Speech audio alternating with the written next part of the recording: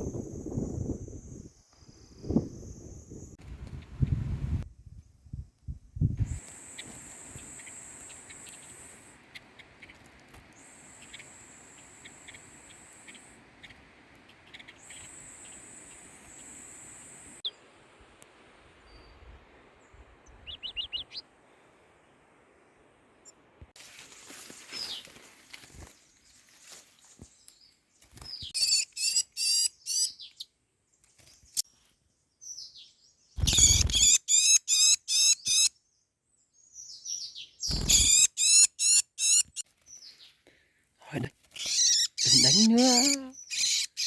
Nó đánh ghê quá các bạn. Để mình bắt nó ra đó nha.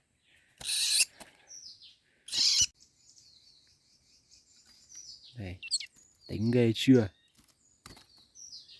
Đến tận bây giờ mà nó vẫn còn chưa buông tha cho nó này.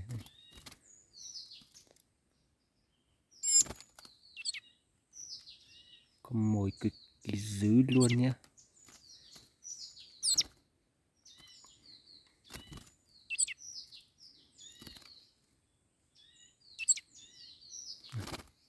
Con mồi dữ lắm các bạn.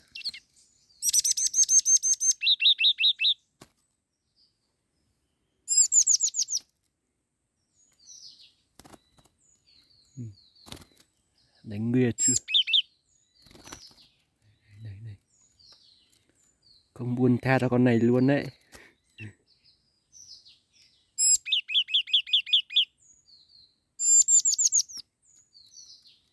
Thôi nha, đánh thế thôi nha. Một con chim bộ rừng rất đẹp luôn nha. Con này thua con mồi mình nha các bạn ạ. Thôi video của mình thì kết thúc đây đó nhé các bạn nhé. Các bạn theo dõi mình để được xem những video mới nhất từ mình nhé. Thôi bye bye các bạn nha.